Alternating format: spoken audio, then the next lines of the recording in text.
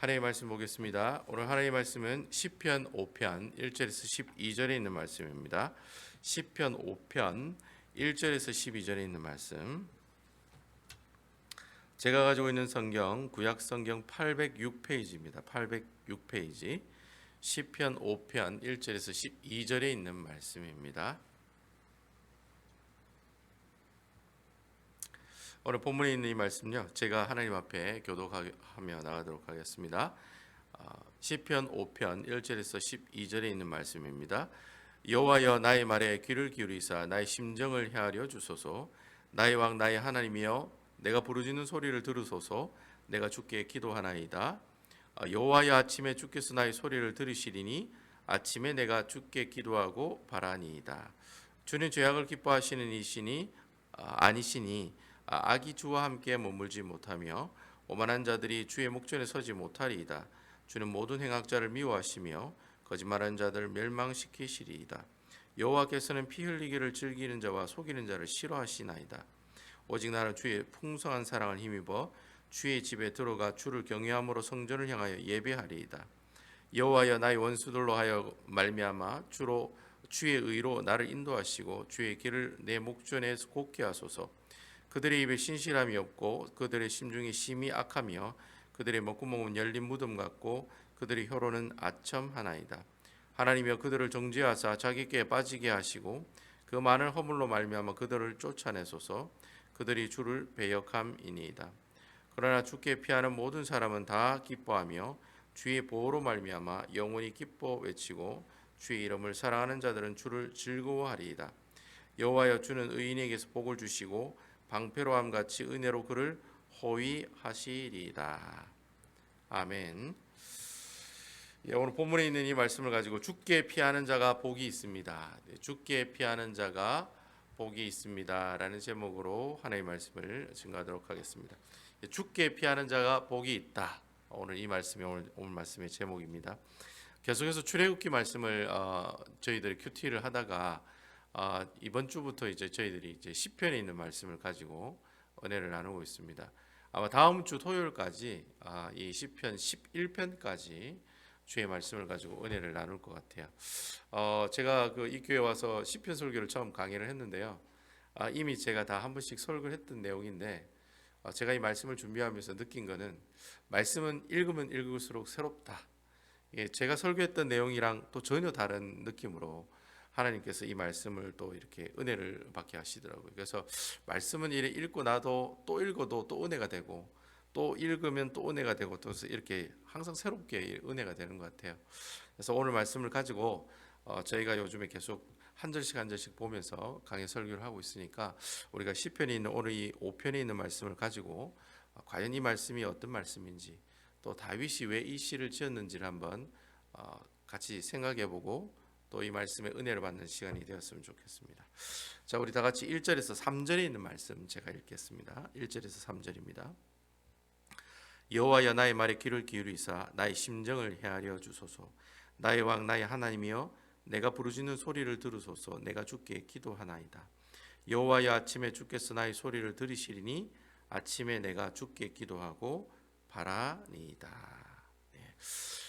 오늘 이게 1절에 보시면 여호와여, 나의 말에 귀를 기울이사 나의 심정을 헤아려 주소서. 우리 개역개정 한글 성경은 이렇게 번역을 했는데 제가 이거 히브리 성경 원어를 보니까 원어는 좀 틀리게 이렇게 번역이 되더라고요. 어떻게 번역이 되느냐면 그렇게 번역이 됩니다. 하나님 들으소서. 하나님, 항상 들으소서라는 말이 먼저 나와 있어요. 원어의 성경에 보면.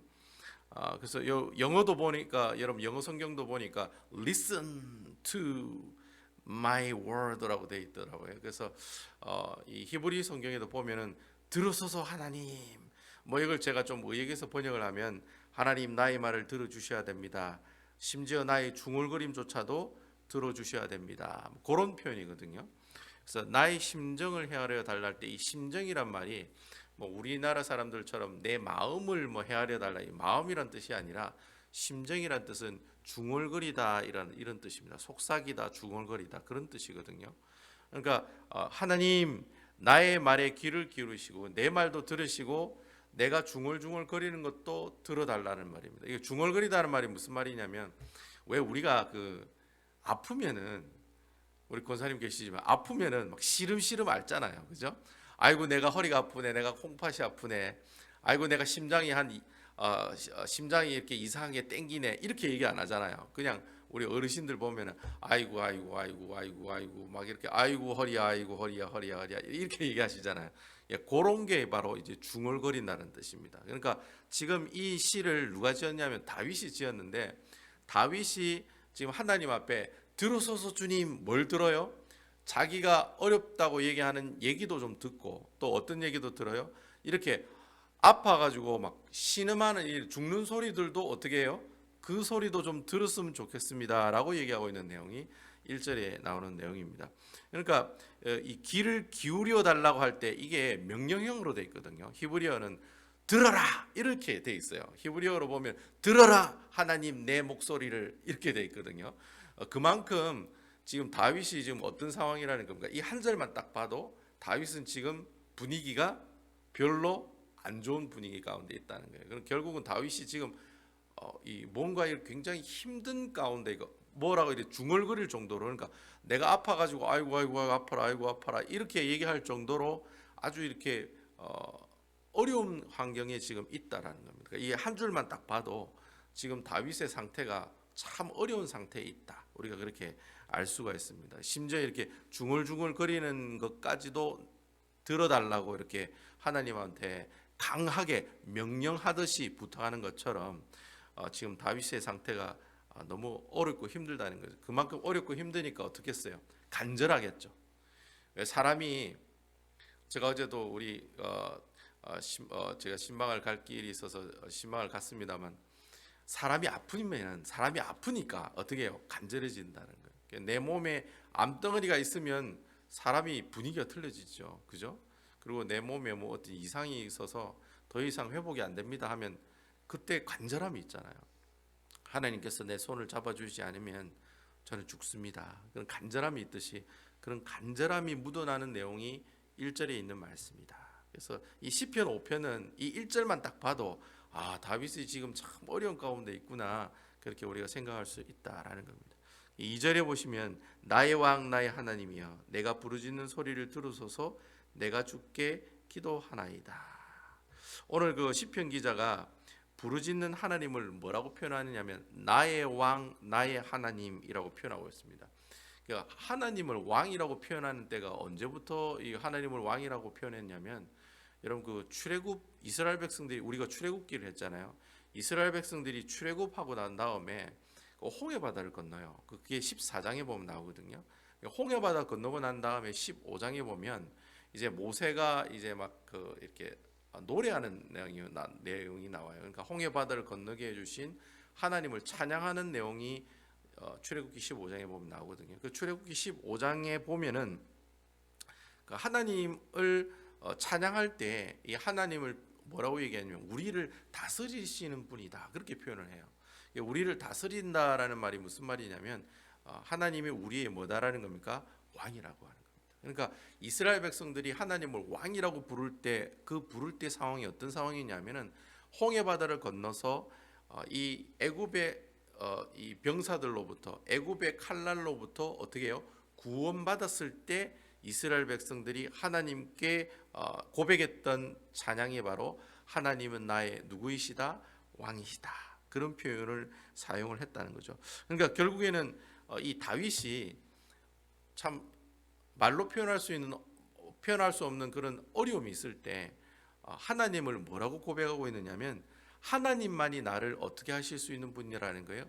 구원하실 수 있는 분이라는 거예요. 그래서 나의 왕이라는 표현을 써요. 우리가 보통 찬양할 때 나의 왕 나의 주 뭐 이렇게 하면서 우리가 하나님께 찬양을 하잖아요.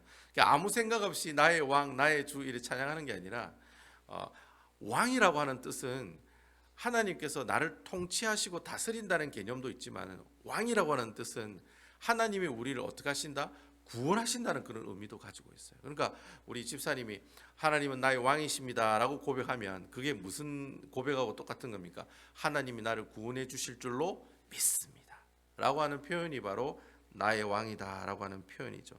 그러니까 이 다윗이 자기가 지금 말로 표현할 수 없는 그 어려움이 있을 때 그 어려운 환경을 구원해 주실 수 있는 분은 누구이시다? 왕 대신 하나님밖에 없다. 그래서 2절에 나의 왕, 나의 하나님이여. 지금 뭐 하고 있습니까? 하나님께 간절히 기도하고 있다는 거예요. 내가 부르짖는 소리를 들으소서 내가 주께 기도하나이다. 나를 오직 구원해 주시고 내 문제를 해결해 주실 분은 오직 누구시다라는 거예요. 하나님이라는 거예요. 그러니까 우리 예수 믿는 사람이 문제가 있고 어려움이 있고 고통이 있으면 누구한테 부르짖어야 되느냐? 하나님께 부르짖어야 된다. 그러니까 하나님께 기도하는 그 사람이 바로 하나님께서 기뻐하시는 사람이라는 거죠. 다윗이 지금 참 다윗이 이런 걸 잘해요. 다윗이 뭘 잘하느냐면 어렵고 힘들면 일단 무조건 엎드려.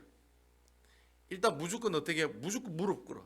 그 다윗이 제일 잘하는 게 그겁니다. 자기가 어렵고 힘들면 사람에게 찾아가 도움을 구하는 것이 아니라 누구에게 무릎을 꿇어요?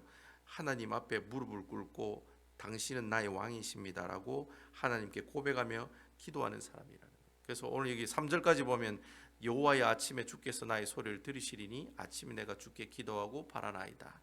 그래서 심지어 이 다윗은 자신이 눈을 뜨고 난 다음에 눈을 잠에서 이렇게 눈을 떴을 때도 하나님께 뭐예요? 기도하는 사람이었다는 거예요. 눈을 감을 때도 어떻게 해요? 하나님 앞에 기도하고. 그래서 시편 3편과 시편 4편은 시편 3편은 아침에 기도하는 내용이고 어제 시편 4편은 언제 기도하는 내용이에요? 저녁에 기도하는 내용이라는 거죠. 이게 다윗은 어려움이 오면 일단 아침에도 하나님께 기도하고 저녁에도 하나님께 기도하는 사람이었다라고 하는 겁니다. 어떻게 이런 사람 하나님이 미워할 수가 있겠습니까? 그죠? 그러니까 하나님의 사랑을 받는 다윗이 되었다라고 하는 거죠.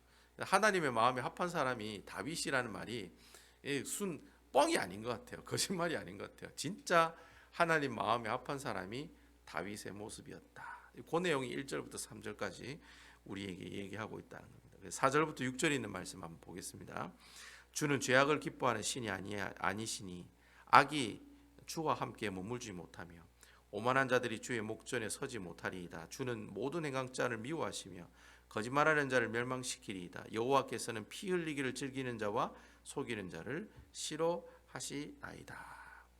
원래 원어 성경에 보면 우리 그 영어에도 보면 그 4절 앞에 for라고 하는 영어 단어가 있어요. for, for. 이 for이 뭐뭐를 위한 이런 전치사로 쓰이기도 하지만 이 for이 문장 앞에 오면 왜냐하면 because라는 뜻을 또 가지고 있습니다. 그래서 원어 성경에도 보면 key라고 히브리어로 key라고 하는 뜻이 뭐뭐 때문에 왜냐하면 이런 뜻을 가지고 있거든요. 4절의 이 원어에 보면 key라고 하는 왜냐하면이라는 단어가 먼저 나옵니다. 그러니까 4절을 해석하면 왜냐하면 내가 주께 기도하고 바라나이다. 왜냐하면 주는 죄악을 기뻐하는 신이 아니시니 악이 주와 함께 머물지 못하며 이렇게 이제 해석이 되는 거예요. 그래서 앞에 이제 다윗이 기도하는 이유가 나오는 거예요. 내가 아침마다 하나님 앞에 기도합니다. 왜냐하면 하면서 이제 얘기가 시작되는 거예요. 왜 그렇게 기도하느냐? 바로 오만한 자들과 해각하는 자들 때문에 기도한다는 거예요. 이제 다윗이 기도하는 이유가 이제 4절, 5절, 6절에 나오는 거예요. 왜 다윗이 하나님 앞에 그렇게 간절하게 나의 왕이여, 나의 하나님이여라고 하면서 심지어 내 심정을 헤아려 주십시오. 내가 중얼거리고 신음하는 소리까지도 좀 들어주세요라고 기도하는 이유가 뭐냐면은 이제 구체적인 이유가 나와요. 오만한 자들과 해각하는 사람들 때문에 그렇다는 거예요. 그래서 성경에 오만하다. 우리가 시편 1편에 보면 오만한 자의 길에 서지 아니하며 그런 얘기가 나오죠. 오만한 사람이란 뜻이 어떤 뜻이냐면은 히브리어 원문으로 보면 오만하다는 말은 뭐 거만하다, 지 높은 줄도 모르고 지만 잘났다고 생각한다 그런 뜻이 아니에요. 성경에 오만하다는 뜻은 우상을 숭배한다는 뜻이에요. 우상을 숭배한다는 뜻. 그러니까 구약 성경에 오만하다는 말이 나오면 무조건 우상을 숭배하는 사람들을 오만한 사람들이라고 얘기해요. 여러분 생각해 보세요. 우상을 섬긴다는 말이 무슨 말이에요? 하나님 외에 다른데 어떻게 해요? 다른 걸 더 좋아한다는 말이에요. 내가 하나님보다 내 신랑을 더 사랑하면 내 신랑이 뭐가 되는 거예요? 바로 우상이 되는 거죠.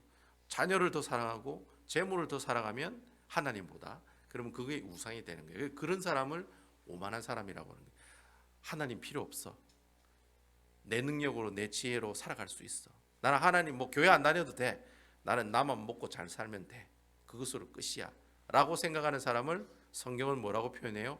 오만한 사람이라고 표현한다. 그리고 오늘 본문에 보면 행악자를 미워하시면, 이 행악자라는 말은 그 6절에 보면은 설명이 잘 나와 있어요. 행악하는 사람이 어떤 사람입니까? 거짓말하는 사람, 또 피 흘리기를 즐기는 자와 속이는 자들, 이런 사람들을 행악자들이다라고 성경은 얘기하고 있다는 거죠. 이 뭐 거짓말하고 뭐 살인하고 그리고 또 뭐 사람을 속이고 거짓말하는 거, 이 다 뭐와 관련된 겁니까? 법에 관련되는 거죠. 법. 우리가 계속해서 우리 출애굽기 법을 받지 않습니까? 그러니까 법을 제대로 지키지 아니하는 사람들 때문에 다윗이 지금 고생을 당하고 있다는 거예요. 그러니까 뭐 우상을 섬기는 사람들이 다윗을 지금 괴롭히고 있고, 또 어떤 사람들이에요. 악한 법을 지키지 않는 사람들, 완전 법을 무시하는 사람들, 그런 사람들이 지금 누구를 괴롭히고 있어요? 다윗을 괴롭히고 있다라고 지금 얘기하고 있다는 거예요. 근데 분명한 것은 다윗이 하나님께 기도하기를, 그런 사람들은 하나님께서 어떻게 하신다? 싫어하신다.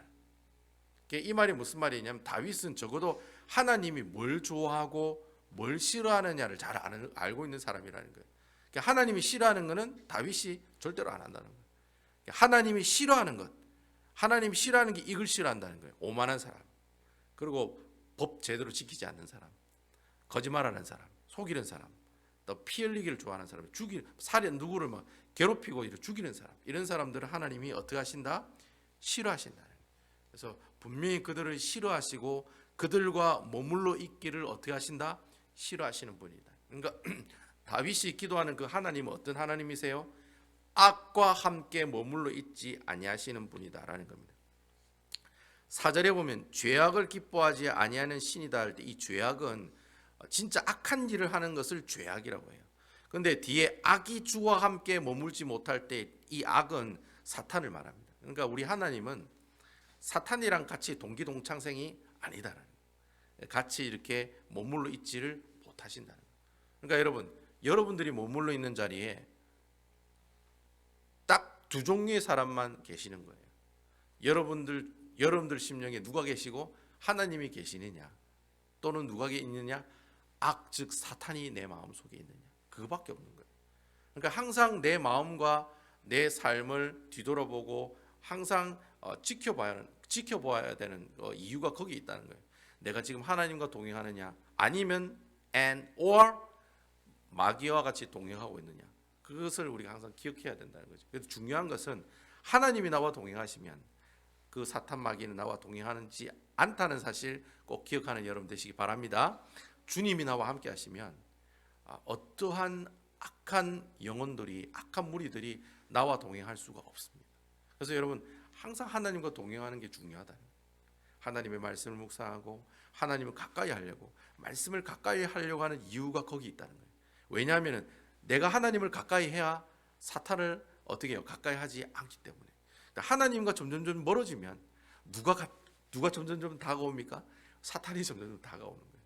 하나님께 내가 점점 가까이 가면 사탄은 점점 나에게서 멀어진다는 거예요. 그 사실을 잘 알고 있는 사람이 누구였다? 바로 지금 기도하고 있는 다윗의 모습이었다라는 거예요. 그런 내용이 4절에서 6절까지 나오고 있어요. 7절에서 이제 9절에 있는 7절과 8절에 있는 말씀 보도록 하겠습니다. 7절 8절입니다. 오직 나는 주의 풍성한 사랑을 힘입어 주의 집에 들어가 주를 경외함으로 성전을 향하여 예배하리이다.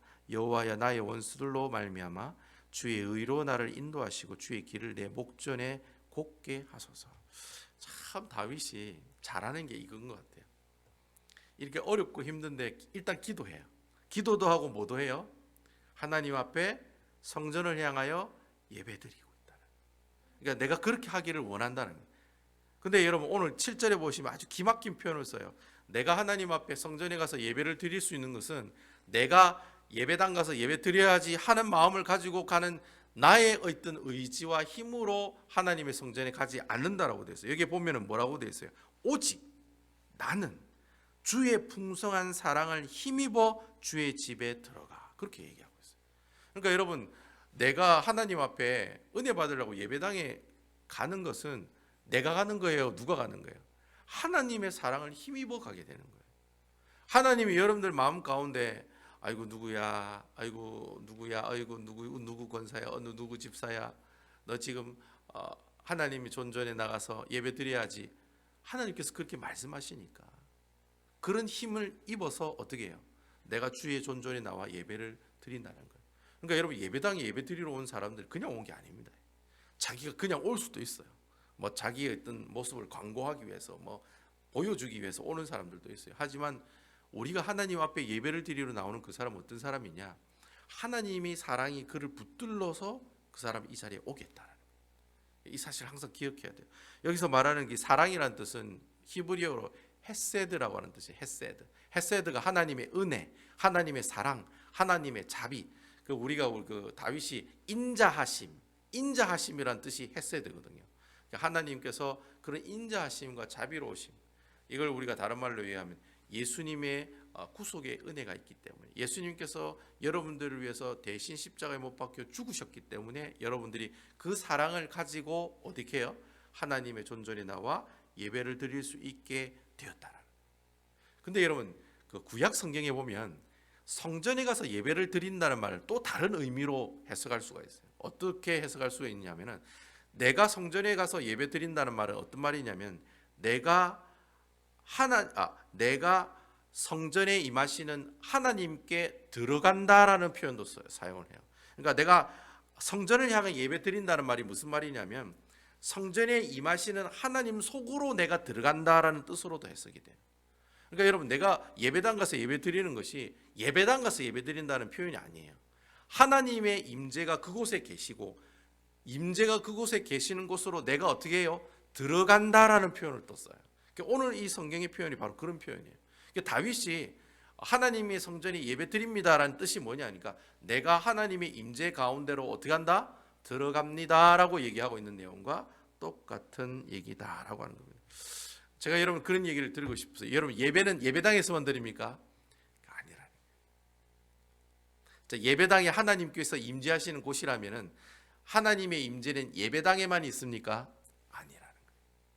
하나님의 임재는 어디 있어요? 우리 박 권사님 집에도 있고, 내가 그 청소하는 그 빌딩에도 계시고, 내가 어느 곳에 가는 그곳에도 계시고, 우리 강 집사님 운전하는 그 운전대 가운데서도 하나님께서 어떻게 해요? 임재하고 계신다는 거예요. 결국에는 내가 가는 그곳이 뭐 하는 곳이에요? 예배하는 곳이라. 그래서 여러분, 예배당에만 와서 예배 드린다는 생각은, 그건 성경에 그렇게 얘기하지 않아요. 성경은 어느 곳에서든지 하나님께서 임재하신다라고 얘기해요. 그럼 임재하시는 그곳이 바로 내가 하나님께 뭐 하는 곳이에요? 예배 드리는 곳이라는 거예요. 그래서 내가 하나님이 어느 곳에서도 임재하시기 때문에 그곳에서 예배 드리는 가장 좋은 훈련이 뭐냐? 그게 바로 큐티라고 해요.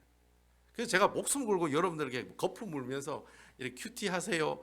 제가 막 집사님들 만나고, 우리 그 또 성도님들 만나면 큐티 하고 계십니까? 카톡 보고 계십니까? 계속 그래 얘기하는 이유가 거기 있는 거예요. 카톡에 있는 말씀을 보면서 예배를 드리는 거예요.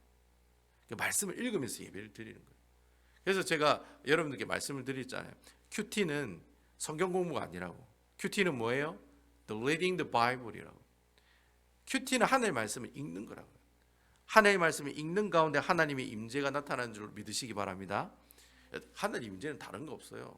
하나님 말씀을 보는 그 순간에 하나님이 임재하시는 거예요. 그걸 경험하시라고, 그걸 훈련 받으시라고. 지금 우리 베다니 교회는 여러분 홈페이지도 가면은 뭐라고 되어 있습니까? 큐티 하는 교회, 하나님 말씀을 묵상하는 교회. 그 교회가 바로 우리 베다니 교회다. 그렇게 말씀을 하고 있다는 거죠. 그래서 우리가 드리는 예배는 예배당에서만 드리는 예배가 아니다라는 거예요. 예배를 드린다는 표현은 어떤 표현이라고 했습니까? 하나님의 임재가 있는 곳이 내가 예배를 드리는 곳이다라는 거예요.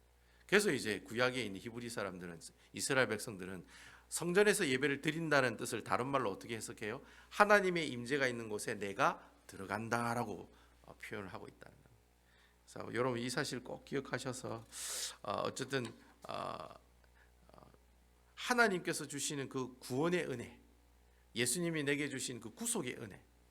그러니까 여러분, 내가 항상 어렵고 힘들 때마다 예수님을 생각하라는 이유가 거기 있는 거예요. 왜냐하면 내가 예수님을 기억해야지만이 그 예수님을 붙들고 하나님 존전에 나올 수 있기 때문에. 그래서 내가 예수님의 구속의 은혜를 항상 기억하고 묵상하며 살아가는 사람이 되어야 된다는 거죠.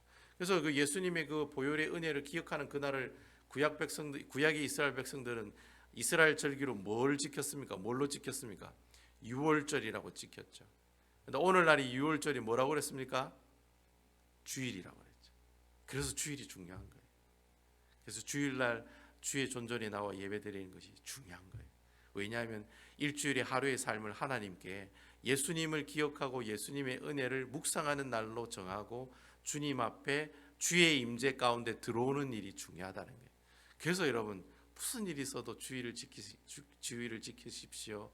예배를 드리러 오세요라고 얘기하는 이유가 바로 거기에 있다라고 하는 것입니다. 아무튼 이렇게 8절에 이제 시편 기자가 그렇게 얘기하고 있죠. 자신을 그렇게 괴롭히는 원수들, 그리고 환경을 통해 오히려 그런 원수들이 내게 많이 있을 때마다 어떻게 해요? 하나님께서는 주의 의로 나를 인도하시고, 8절에 그래 얘기하고 있잖아요. 오히려 그 원수들 때문에 다윗이 누구에게 나간다고 얘기하고 있습니까? 하나님께로 나가고 있다고 얘기하고 있는 거예요. 참 이 사람 대단한 것 같아요. 어렵고 힘들면은 아이고 죽겠다, 아이고 죽겠다, 이게 뭐 사는 거냐 이런 원망과 불평이 나와야 되는데, 다윗은 그런 어려움과 환난이 오면 하나님께 기도드려, 하나님께 예배드려, 또 뭐라고 얘기해요? 오히려 그 원수로 말미암아 주의 의로 나를 인도하시고 주의 길을 내 목전에서 어떻게 곧게 하소서, 그렇게 하나님 앞에 담대하게 기도하고 있다는 그 내용이 이제 7절과 8절 말씀에 나오고 있다는 겁니다. 9절과 10절에 있는 말씀 보겠습니다. 그들의 입에 신실함이 없고 그들의 심중에 심이 약하며 그들의 목구멍은 열린 무덤 같고 그들의 혀는 아첨하나이다. 하나님이여 그들을 정죄하사 자기 꾀에 빠지게 하시고 그 많은 허물로 말미암아 그들을 쫓아내소서. 그들이 주를 배역함이니이다. 자, 오늘 여기 보니까 아까 그 다윗을 괴롭히는 사람들이 누구누구라 했습니까? 오만한 사람들이랑 또 행악을 범하는 사람들, 그죠? 법을 안 지키는 사람들이 지금 다윗을 괴롭히고 있다고 했잖아요. 그 괴롭히는 사람을 아주 구체적으로 설명을 하고 있어요. 그들이 어떻게 지금 그 왜 그 행악하고 악한 마음들, 오만한 마음들이 어디서 나오느냐? 오늘 이 다윗은 그렇게 얘기하네요. 그 모든 마음들, 그 악한 행동들이 어디서 나온다고 얘기하고 있습니까? 마음에서부터 출발하고 있다고 얘기하고 있어요. 그래서 성경에 보니까 9절에 보면 심중이 심히 악하며, 그 입에 신실함이 없고 그들의 심중에 심히 악하며. 자, 여러분 잘 보세요. 입은 어디 있어요? 여기에 있죠. 근데 입이 신실함이 없는 이유가 어디가 악하기 때문에? 심중이 심히 악하기 때문에. 그러니까 내가 밖에서 이렇게 안 좋은 얘기를 하는 것은 내 마음이 안 좋기 때문에 그렇다고 지금 얘기하고 있어요. 그리고 또 두 번째 보면 목구멍은 열린 무덤이라 됐어요. 목구멍이 더 깊이 있는 거잖아요. 목구멍이 열린 무덤이라면, 열린 무덤이라는 뜻은 죽음이라는 뜻이거든요. 이제 구약 성경에 열린 무덤 이렇게 표현하면 이거는 죽었다라고 생각하면 돼요. 죽음이다라는 표현이라고 생각하면 돼요. 그 열린 무덤이 속에 있는데 밖에 있는 건 뭐예요? 그들의 혀로 아첨한다라고 돼요. 그러니까 심중이 악하니까 내 혀가 신실한 말을 못하고, 내 목구멍이 열린 무덤이니까 내 입에서 무슨 말이 나와요? 아첨하는 말밖에 안 나온다는 거예요. 그러니까 속 안이 악하니까 내가 밖으로 나오는 것도 악한 모습으로 나옵니다라고 지금 다윗이 그 사람들을 향해서 이러이러한 사람입니다라고 지금 얘기하고 설명하는 내용이 오늘 본문에 나오는 내용들이다라고 하는 겁니다. 예수님도 이 말씀을 가지고 이런 표현을 쓰셨거든요. 열린 무덤이라는 표현을 쓰시는데 마태복음 12장에 보면 예수님이 그런 이 내용을 가지고 얘기하는 내용이 나와요. 마태복음 12장에 무슨 내용이 나오냐면 예수님께서 눈 멀고 말 못하는 사람을 고쳐요. 그러니까 눈도 멀고 말도 못하고 아무것도 못하는 사람이죠. 아무것도 못하는 사람을 예수님이 고치세요. 그러니까 옆에 있는 바리새인들이 뭐라고 얘기하냐면 저거 바알세불의 힘을 얻어서 저 사람이 그 병자를 낫게 했다. 그러니까 예수가 그 병을 낫게 한 것이 아니라 바알세불이라고 하는 귀신의 힘을, 바알세불은 귀신의 왕을 말하거든요.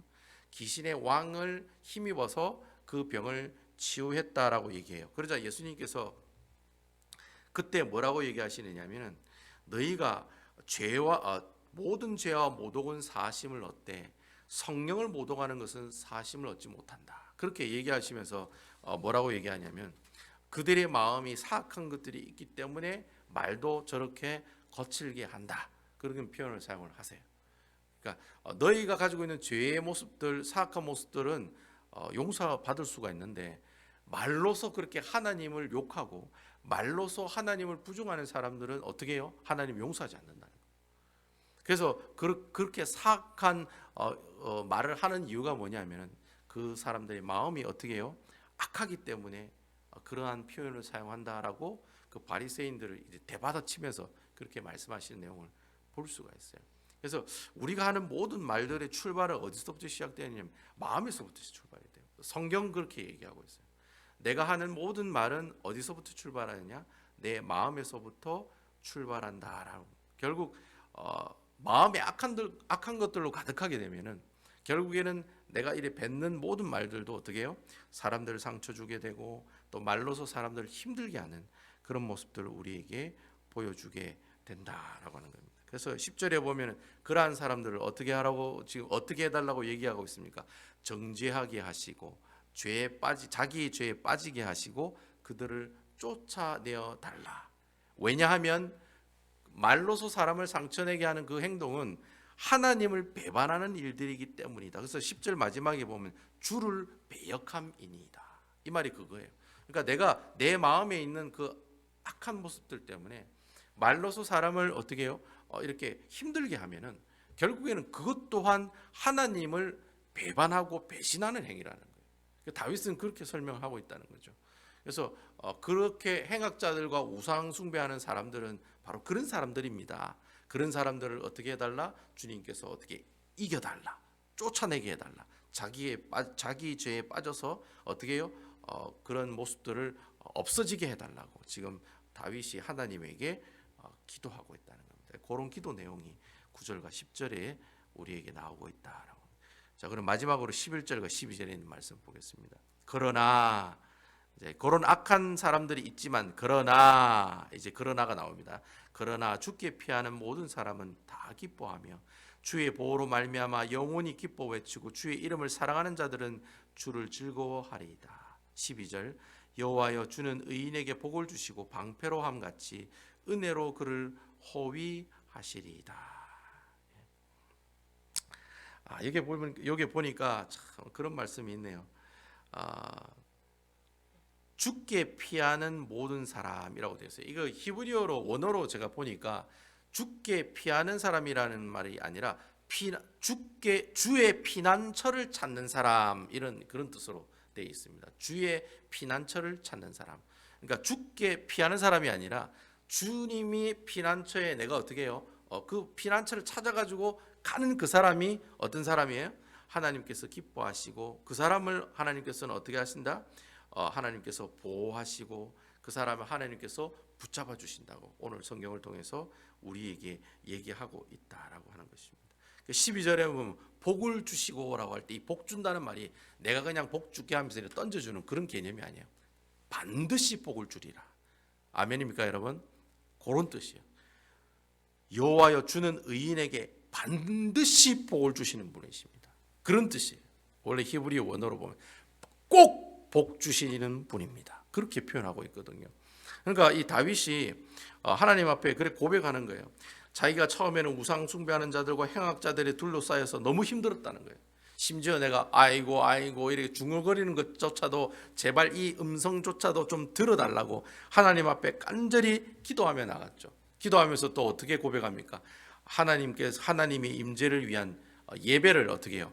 회복하게 해달라고 기도하고 또 오늘 마지막에는 주님이 나의 피난처시기 때문에 내가 그 피난처를 찾아가는 사람이 되게 해달라고. 그럼 내가 그 피난처를 찾아가면은 하나님께서 그 피난처에서 나를 어떻게 하시고 보호해 주시고 또 어떻게 해주세요? 복 주시는 분이시다. 그런 내용이 바로 오늘 시편 5편에 나오는 전체적인 내용들이다라고 하는 것입니다. 참 우리가 신앙생활을 하다 보면은 어려울 때가 있어요. 참 이렇게 침체가 될 때가 있거든요. 그렇게 어려울 때 우리가 할 수 있는 일들은 어떤 일들이 있을까? 이렇게 어렵고 힘들 때일수록 주님의 임재가 임하는 예배를 회복하는 사람들이 되어야 돼요. 그러니까 여러분 내가 정말 어렵고 힘들수록 계속 예배를 나오셔야 돼요. 그 방법밖에 없어요. 내가 어렵고 힘들수록 어떻게 해요? 말씀을 보셔야 돼요. 근데 심지어 그것조차도 어렵고 힘들죠. 뭐 내가 이거 신앙이 떨어지면 성경 꼴배기가 싫잖아요. 성경 보는 게 성경 꼴배기 싫어가지고 저 멀리 밖에다 뒀다가 나중에 주일날 예배 갈 때 먼지 털어서 가져오잖아요. 그럴 때일수록 어떻게 해요? 말씀을 가까이 하려고 애를 쓰셔야 된다는 거예요. 그리고 또 어떻게 하면 하나님께 예배를 드릴 수 있을지 어떻게 몸부림을 쳐야 된다는 거예요. 내가 새벽에서 이전에 하나님께서 은혜를 허락해 주셨으면 그 사람은 어떻게 해요? 새벽 기도를 나갈 거예요. 왜냐하면 새벽 기도 은혜 받았기 때문에 새벽 기도 나가는 거거든요. 제가 왜 새벽에 이렇게 새벽 기도를 자주 나가게 됐냐면 새벽에 받은 은혜가 너무 많았어요. 저는 목사하겠다는 것도 새벽 기도 때 결정을 했고, 제가 또 어렵고 힘들 때 내가 이렇게 해서 목회자가 되겠나라고 고민하고 있을 때 하나님께서 다시 회복시켜 주셨을 때가 바로 새벽이었어요. 그래서 저는 개인적으로는 새벽 예배가 내 신앙을 회복하는 아주 그 중요한 이렇게 뭐라죠, 이렇게 유턴할 수 있는 그런 기회이기 때문에 이렇게 바뀔 수 있는 그런 예배이기 때문에 새벽 기도를 참 중요하게 생각을 해요. 또 어떤 분들은 저녁 기도회가 있을 수도 있고, 또 수요일 날에 은혜 받아서 회복하는 분도 있으시고, 또 주일 날 예배 와서 회복하시는 분들도 계시잖아요. 그래서 어쨌든 하나님께서 주신 그 은혜의 예배를 사모하면서 주님 앞에 나가는 모습들, 비록 내 주위에 나를 좀 힘들게 하고 우상 섬기고 행악하는 그 사람들이 나를 어렵게 하는 모습이 있다 할지라도 그런 상황 가운데 있어도 누구의 사랑을 힘입어 주 예수 그리스도의 사랑을 붙들고 누구에게로 나와요? 하나님의 임재가 있는 주님의 품에 나오시면 그게 바로 주님의 피난처를 찾아오는 사람의 모습들이라는 거죠. 그 사람에게 하나님께서 어떻게 하세요? 복 주시고 또 우리를 지켜주신다는 거예요. 아멘이시지요? 그래서 여러분 오늘 하루의 삶을 살아가실 때 참 어렵고 힘들 때일수록 하나님, 제가 말씀 읽는 거 절대 놓치지 않게 해주시고 예배 드리는 거 절대 놓치지 않게 해주시고 어떻게 해요? 어쨌든 주님의 피난처를 찾아 막 이렇게 찾아가셔야 돼요. 그러니까 가만히 있으면 오는 게 아니거든요. 가만히 있으면 하나님의 피난처가 여러분들에게 오는 게 아니라 여러분들이 그 피난처를 찾아가셔야 돼요. 찾아가서 딱 있으면, 왜 여러분이 그 이스라엘에 내가 사람을 죽일 의도가 없는데 그냥 지나가다가 툭 쳤는데 그 옆에 있는 사람이 돌불에 걸려가지고 죽었어요. 그럼 그 사람은 나중에 어떻게 됩니까? 사람을 죽였으니까 자기도 어떻게 해요? 죽어야 되잖아요. 이는 이로 눈은 눈으로 자기도 죽어야 되거든요. 근데 그렇게 실수로 사람을 이렇게 죽인 사람들을 살려주기 위해서 만든 게 뭐예요? 도피성이에요. 도피성. 그 도피성을 이스라엘 각 지역에 다 만들어 놔가지고 그곳에 도망을 가는 거예요. 그곳에 도망을 가서 그 성에 있으면 일단 그 사람은 죽지는 않아요. 그게 도피성에 있다가 대제사장에게 재판을 받는 거예요. 제가 사람을 죽였는데 제가 계획적으로 죽인 것이 아니라 어떻게 하다 보니까 그냥 부딪혀가지고 죽었습니다. 저는 죽일 의도는 없었습니다. 그럼 대제사장이 그 모습들을 보고 그럴 의도가 없었다라고 하면 그 사람에게 살인죄를 적용하지 않게 되는 것처럼 내가 살려면 어떻게 해야 돼요? 내가 도피성을 쫓아가야 되죠. 우리 권사님 집사님이 쫓아가셔야 돼요. 내가 가야 돼요. 내가 막 살라고 달려가야 돼요. 살라고 달려가야지 하나님께서 어떻게 해주세요? 보호해 주시고 지켜주시고 복 주신다는, 이러한 복들을 누리며 살아가시는 우리 귀한 주의 배단위 교회 성도 여러분들 다 되시기를 주님의 이름으로 축원드리겠습니다.